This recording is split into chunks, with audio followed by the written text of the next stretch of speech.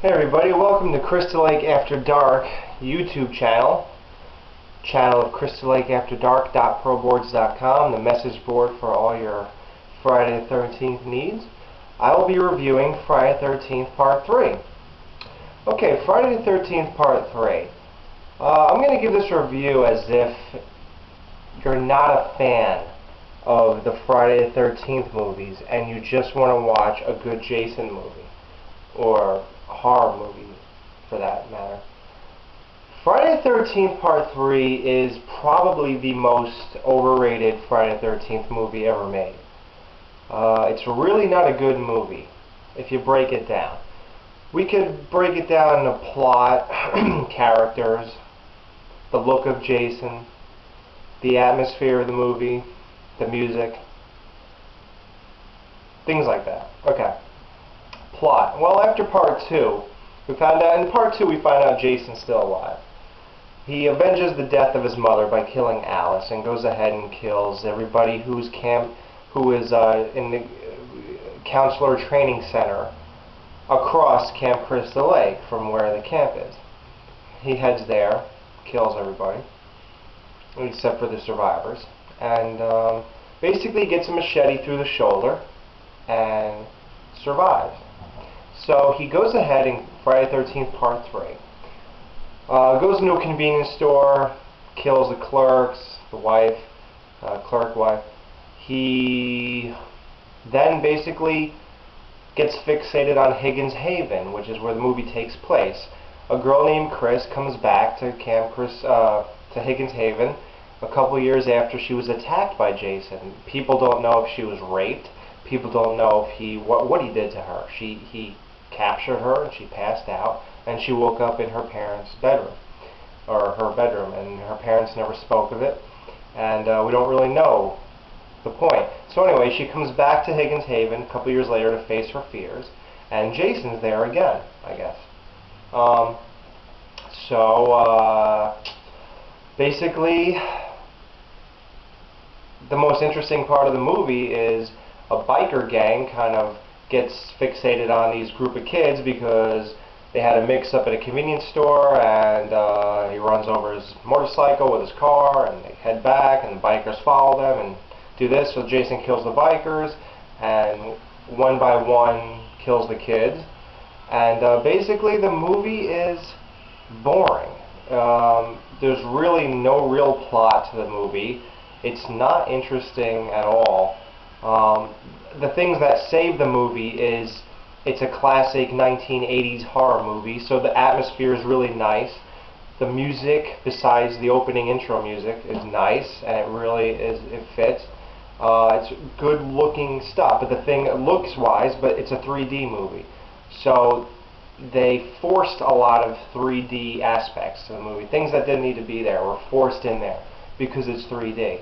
The film was very dirty. Even in the Blu-ray version, it's very dirty. It's not a clean, it's messed up. The characters are boring. The main man, Rick, or whatever his name is, the boyfriend of Chris, is boring. Chris is a self-centered girl who's really just so focused in on her own problems that she don't really care about nobody else. The two couple, a guy playing a yo-yo and another Debbie, a pregnant girlfriend who's just got pregnant, I guess, add nothing. Shelley is the nerd of the movie, and he's after a hot Spanish girl named Vera. That's interesting. She's hot. But the only thing he has to offer is that he gives Jason his mask, which confuses a lot of people into thinking this is a good movie because this is where Jason gets his mask. But it's not a good movie. Jason getting his mask was just not enough. I don't know how people confuse that for a good movie, but a lot do. You'll hear a lot of people say, this one is good, this is where Jason, it's my favorite one, this is where Jason gets his mask.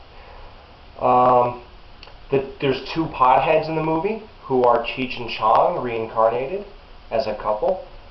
Add nothing to the movie. I don't know. I mean, there's not much to say that's good about the movie. The kills are okay. There's one where a guy well, if you haven't seen it, a guy gets slit up, you know, he's standing up on his hands, and that's pretty cool, I guess. And I don't know. The rest are kind of bad.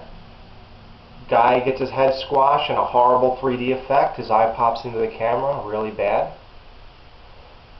I don't know. The kills weren't that good, I guess. So nothing about this movie is good, except for the atmosphere and the music.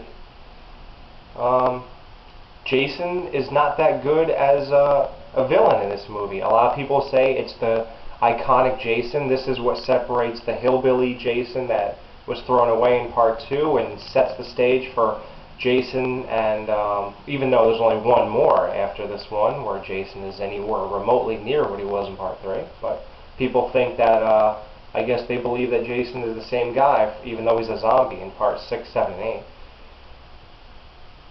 8. Gee, I wish I could say something good about this. It's bad, really. If you're a horror fan and you're like and you want to discover the classics, if you're younger, if you're 20 years old and you think this is a classic, and you want to discover the old movies, skip part 3. You can watch Friday the 13th part 1, 2, 4, 6 for fun. A lot of parts out of that should be cut out. 7 is horrible, skip that, and 8's pretty good, even though he goes to New York. Still a good movie. But part 3, there's nothing really good about it to make you watch the movie. Don't buy the Blu-ray. Don't buy the DVD if you're not buying the whole box set anyway. It's not good. There's nothing really that interesting. It's pretty boring. And I'm a huge Friday the 13th fan. I love that. I love the ones I mentioned that were good. That's not a good one. It's probably the weakest installment of any of them. No matter what anybody tells you, it's not good. So he might get his mask and this and that, but it's just not that great. So avoid Friday the 13th part 3. Out of 10 stars, I give it a 3. 3 stars out of 10. That's my rating. Crystal Lake After Dark.proboards.com. Look for more of our reviews on YouTube channel.